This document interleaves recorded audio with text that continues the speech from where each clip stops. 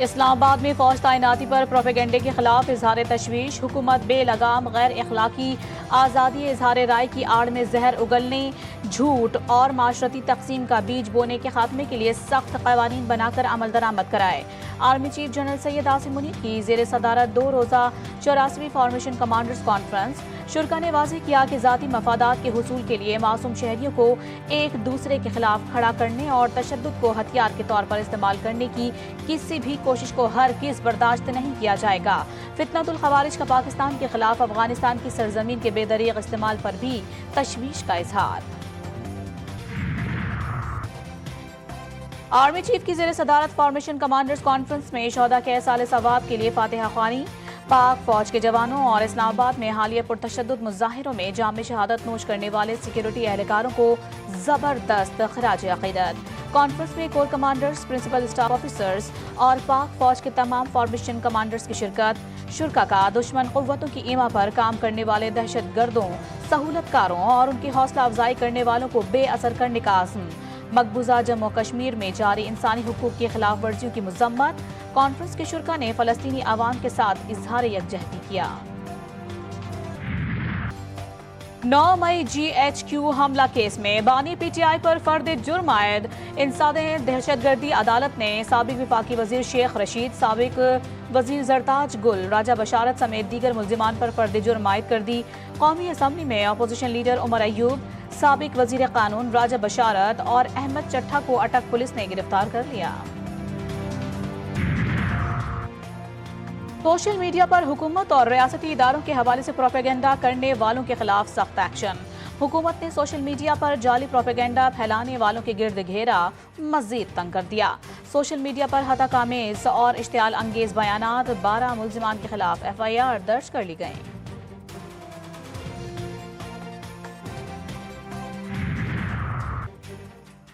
وفاقی حکومت کا ریلوے اور موٹر وے پولیس کو دہشت گردی کی روک تھام کے لیے فعال کرنے کا فیصلہ۔ وزیر اعظم نے وزیر دفاع خواجہ آصف کی سربراہی میں 13 رکنی کمیٹی قائم کر دی۔ کمیٹی دونوں اداروں کی پولیس کو جدید ہتھیاروں سے لیس تربیت اور انتظامی کنٹرول سے متعلق سفارشات دے گی۔ پی ٹی آئی صاحب جو ہیں میرے لیڈر رہ چکے ہیں، میرا ان کے ساتھ جو ہے اس طرح طرز سیاست سے مخالفت تھی۔ ان کو بھی سمجھ میں آ جانا چاہیے کہ میں ابھی بھی ان کی جان بچانے کا اور سیاسی مصیبتوں سے بچانے کے لیے سب جدوجہد بھی کر رہا ہوں۔ بانی پی ٹی آئی میرے لیڈر ہیں، میں ابھی بھی بانی پی ٹی آئی کی رہائی کے لیے کوشش کر رہا ہوں۔ سینیٹر فیصل واوڈا نے کہا، سیاسی طلاقیں اور سیاسی عدت سے متعلق مولانا سے معلومات لیں۔ مولانا سے بانی پی ٹی آئی کو خطرے سے متعلق بات ہوئی۔ فیصل واوڈا کی مولانا فضل الرحمان سے ملاقات، سیاسی صورتحال اور مدارس رجسٹریشن سے متعلق گفتگو۔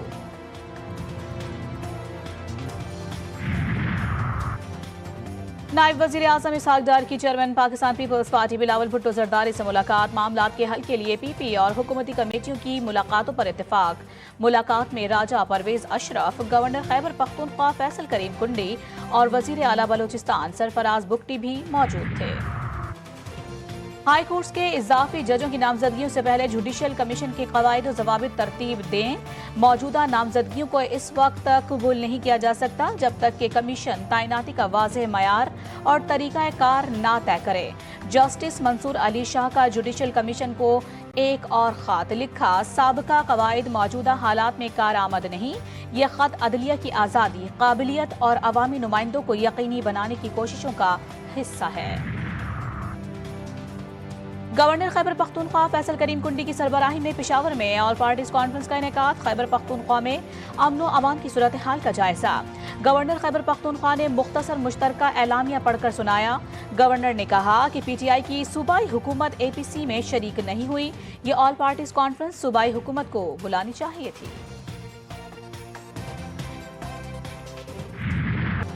فیروزوالا کے حلقہ پی پی 139 میں ضمن انتخاب، غیر حتمی اور غیر سرکاری نتائج کے مطابق مسلم لیگ نون کے رانا طاہر اقبال 44,535 ووٹ لے کر کامیاب۔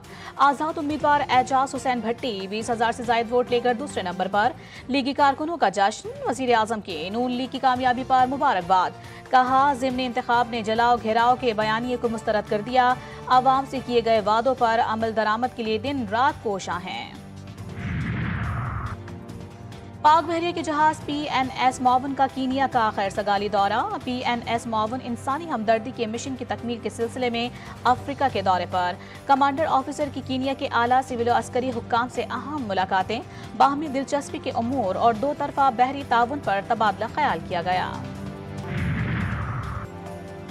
خیبر پختونخوا میں سیکیورٹی فورسز کے 2 مختلف آپریشنز۔ ISPR کے مطابق خارجی دہشت گردوں کا سرغنہ، خان محمد سمیت 8 خارجی ہلاک، 2 گرفتار۔ خارجیوں کا سرغنہ ٹارگٹ کلنگ اور بھتہ خوری میں بھی ملوث تھا۔ ہنستا کھیلتا بچہ موت کی وادی میں چلا گیا۔ گلستان جوہر میں رہائشی اپارٹمنٹ کی لفٹ میں پھنس کر 9 عمر بچہ جاں بحق۔ ریسکیو آفیسر کا کہنا ہے کہ بچوں نے چلتی لفٹ میں داخل ہونے کی کوشش کی تھی۔ لفٹ کاٹ کر بچے کو باہر نکالا گیا۔ بچے کی موت پر والدین غم سے نڈھال۔ جائیداد کی لالچ نے بیٹوں کو ماں کا قاتل بنا دیا۔ کراچی کے علاقے اورنگی ٹاؤن پر پریشان چوک کے قریب گھر سے خاتون کی لاش ملی۔ موقع سے فرار سفاق بیٹوں مختار اور خلیل کی تلاش جاری۔ پولیس کے مطابق ملزمان کا اپنی ماں سے جائیداد کے معاملے پر جھگڑا چل رہا تھا۔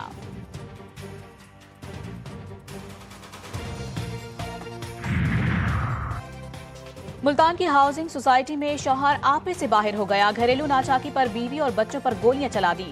ملزم نے خود کو گولی مار کر اپنی زندگی کا بھی خاتمہ کر لیا۔ گولیاں لگنے سے 4 افراد جان سے چلے گئے۔ پنجاب یونیورسٹی کے شعبہ جینڈر اسٹڈی کے طالب علم پر فائرنگ۔ محمد عمار نامی طالب علم جاں بحق۔ طالب علم کو 3 گولیاں لگی۔ محمد عمار یونیورسٹی کینٹین پر کھانا کھا رہا تھا۔ باہر سے آئے شخص نے کھانے کے دوران فائرنگ کی۔ ملزم گرفتار۔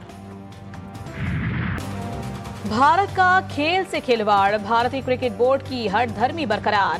چیمپئنز ٹرافی کے مستقبل کا فیصلہ نہ ہو سکا۔ دبئی میں ICC کا اجلاس ایک بار پھر سے ملتوی۔ Chairman PCB Mohsin Naqvi Dubai میں موجود۔ پاکستان کا 3 سالہ فارمولا مسترد کر دیا۔ PCB نے 3 سال تک پاک بھارت مقابلے نیوٹرل وینیو پر کرانے کی تجویز دی تھی۔ PCB اب تک BCCI اور ICC کے جواب کا منتظر۔ زمبابوے نے تیسرے T20 میں پاکستان کو شکست دے دی۔ سیریز 2-1 سے گرین شرٹس کے نام۔ قومی ٹیم نے 7 وکٹوں کے نقصان پر 132 رنز بنائے۔ کپتان سلمان آغا 32، طیب طاہر 21، قاسم اکرم 20 رنز بنا کر نمایاں رہے۔ زمبابوے نے پاکستان کا 133 رنز کا ہدف آخری اوور میں 8 وکٹوں کے نقصان پر حاصل کیا۔ غزہ پر صہیونی فوج کے وحشیانہ حملے جاری۔ مزید 48 فلسطینی شہید، 200 سے زائد زخمی۔ اسرائیلی جنگی طیاروں نے المواسی کیمپ میں عارضی خیمہ بستی پر بم گرا دیے۔ خواتین اور بچوں سمیت 21 فلسطینی نشانہ بنے۔ غزہ سٹی میں عمارت میزائل حملے میں تباہ، 15 فلسطینی جان سے گئے۔ کمال عدوان اسپتال کے قریب مکان پر حملے میں 7 فلسطینی شہید۔ نصیرات، بیت اللحیہ اور رفح میں بھی صہیونی فوج کے حملے۔ مغربی کنارے میں فائرنگ سے خاتون سمیت 3 فلسطینی جان سے گئے، 12 فلسطینیوں کو گرفتار کر لیا گیا۔ لبنان میں صہیونی فوج کی جنگ بندی معاہدے کی خلاف ورزی جاری۔ جنوبی لبنان کے علاقے مجد الزون پر حملہ۔ شہادتوں کی مجموعی تعداد 4000 سے تجاوز کر گئی۔ 16,638 زخمی۔ جنگ بندی معاہدے کے باوجود رہائشی علاقوں میں اسرائیلی حملوں سے لبنانی شہری خوف میں مبتلا۔ شہریوں نے گھروں اور دکانوں میں صفائی اور تعمیراتی کام شروع کر دیے۔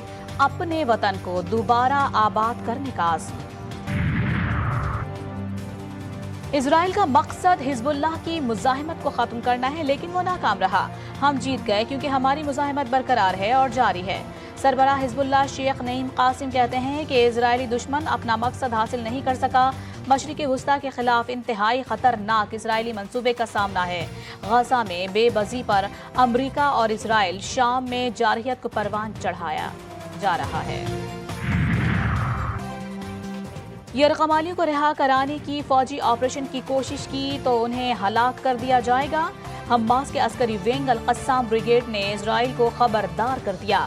کہا یہ پرواہ نہیں کی جائے گی کہ اس کے بعد کیا ہوتا ہے، لیکن یہ ضرور کہیں گے کہ اگر یہ یرغمالیوں کی جان گئی تو ذمہ دار اسرائیل ہوگا۔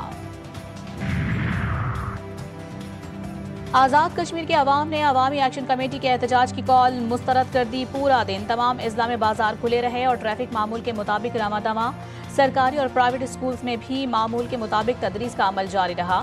عوامی ایکشن کمیٹی نے آج شٹر ڈاؤن اور پہیہ جام ہڑتال کی کال دی تھی۔ کراچی میں 4 روزہ عالمی اردو کانفرنس، وزیر اعلیٰ سندھ مراد علی شاہ تقریب کے مہمان خصوصی، وزیر اعلیٰ کو گلدستہ اور شیلڈ پیش۔ آرٹس کونسل کے 70 سال پورے ہونے پر کیک کاٹا گیا۔ وزیر اعلیٰ سندھ نے کہا جو لوگ کراچی کو برا سمجھتے تھے آج اس کانفرنس نے ان کا منہ بند کر دیا۔ اور پاکستان کے نامور قوال عزیز میاں کو اپنے مداحوں سے بچھڑے 24 برس بیت گئے۔ انہوں نے قوالی کو وہ مقام دیا جہاں جذبے اور فن ایک ہو جاتے ہیں۔ ان کی گائیکی میں وہ جوش و جنون تھا جو سامعین کے دلوں میں اتر جاتا تھا۔